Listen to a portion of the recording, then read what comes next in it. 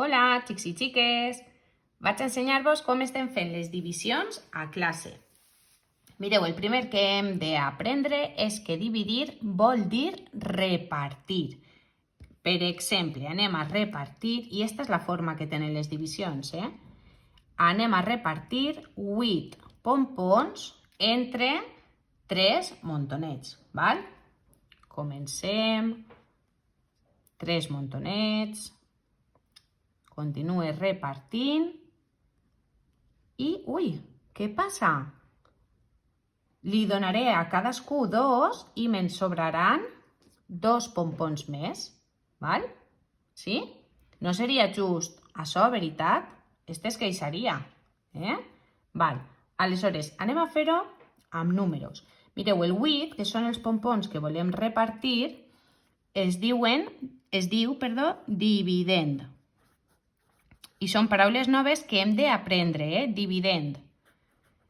Entre les persones o montonets o bolsetes que volem fer, se diu divisor. I anem a veure com ho fem. Així teniu les instruccions, val? 1.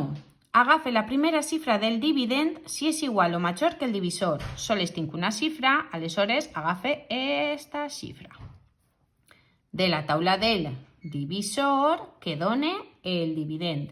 Mireu, tinc així la taula del 3, hem de tindre-la al cap, i si no se sabem bé la taula per la que estem dividint, hem de posar-se-la davant, val? Vinga, de la taula del 3, que dona el dividend, és a dir, 8, o quasi, però sense passar-se'n, val? Revisem la taula del 3 i veiem que 8 no n'hi ha cap.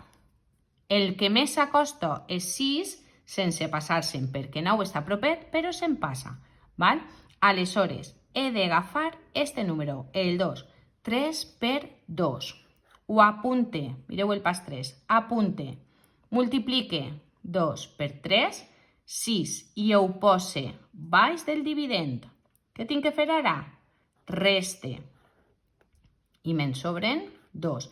Este pas és per a divisions amb un dividend major, val? Aleshores ara no fem cas. Reste, ja s'ha acabat la divisió. Com podeu veure, si repartim entre 3, ens quedaran 2 per a cadascú, que se diu el quocient, que és el resultat de la divisió, i ens sobraran 2, que són el residu.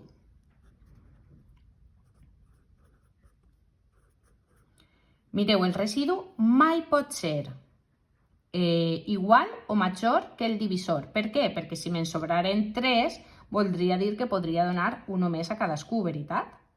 Val? Voleu que ho provem? Mireu, imagineu-se que fem 8 entre 3 i pensem així que mos cap a 1. 1 per 3, 3. Apunte.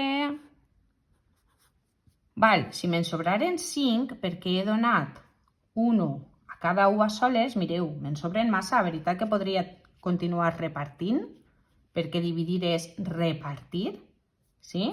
Val? Este em dona la pista de que aquesta divisió està mal feta, perquè és major que el divisor, i això no pot ser.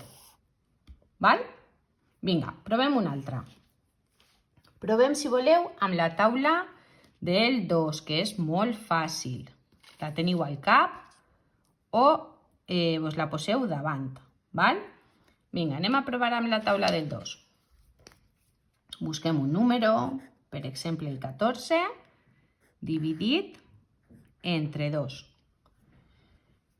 Agafe la primera xifra del dividend si és igual o major que el divisor. El 1 és més xicotet que 2, aleshores he d'agafar dues xifres.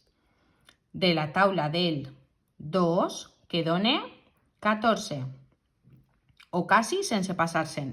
N'hi ha 1, perfecte. 2 per 7, ho apunte, multiplique 14, ho pose, reste, i ja tindria la meva divisió. En este cas, residu 0, no me'n sobren cap. Val? Què vos pareix? Fàcil o difícil? Fem una altra. 9 dividit entre 2. agafe la primera xifra, en este cas les tinc una, de la taula del 2, que me dona 9 o quasi sense passar-se'n.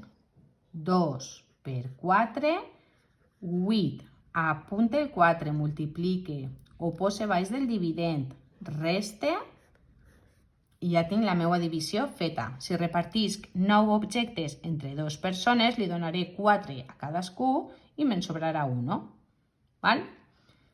Així podeu provar moltes divisions. Jo vos recomano provar entre 2, números xicotets entre 2, números xicotets entre 3, entre 4, entre totes les taules. El següent pas, anem a veure-lo de seguida. Mireu, anem a dividir un número ja de 2 o 3 xifres entre un número de una xifra. Per exemple,